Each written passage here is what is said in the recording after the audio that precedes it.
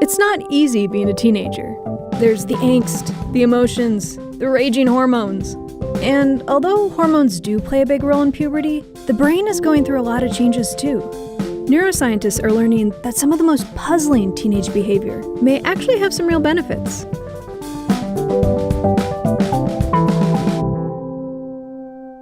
Legally, you're considered an adult when you turn 18. But from the neuroscience perspective, your brain is really still developing. And the current literature suggests that it's about around age 25 or so is when the brain finishes the period of adolescence. This is Dr. Adriana Galvin, and she runs the Developmental Neuroscience Lab at UCLA.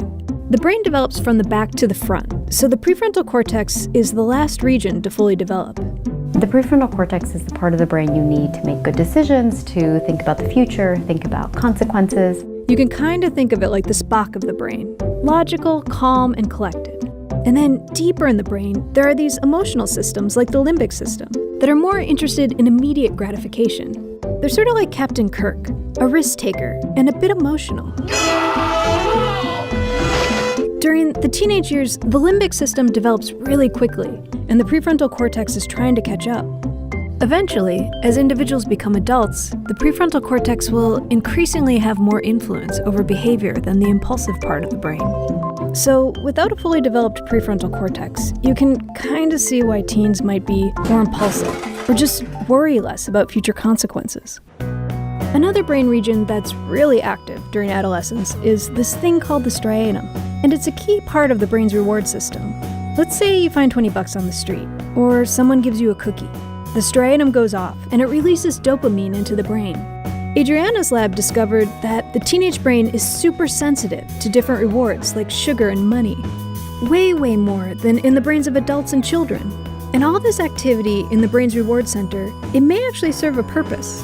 We asked teenagers to come to the lab and we scanned their brains while they performed a learning task. They were shown a picture of a butterfly and 2 flowers, and they were asked to guess which flower the butterfly would land on. After each guess, they were given feedback. When the teens got it right, their striatum would get really active. They would learn over time that the butterfly preferred one flower over the other. And everybody learned this task. But what we found is that the adolescents learned it more quickly than adults and with greater accuracy.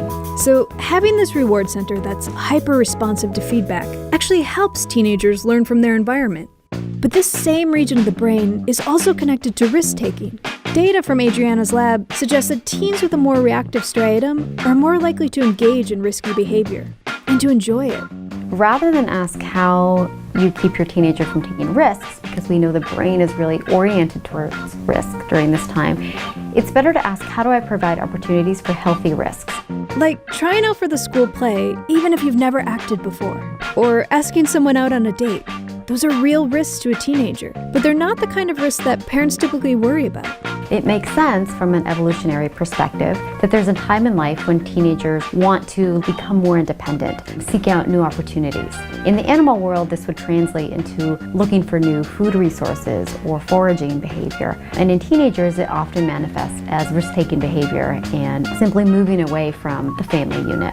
Teenagers are going to make mistakes, but they've got this brain that's encouraging them to learn and explore and push boundaries. So adolescence is a really special time, and I think we don't appreciate enough their energy and their ability to lead and to motivate, and how excitable they find life in a way that we maybe we don't later in life. Our brains keep changing throughout our lives, and researchers at UC Berkeley are learning that if you give people a little bit of power, it can have a big effect on the brain. Learn more by watching our video here, and be sure to subscribe for more Figure 1.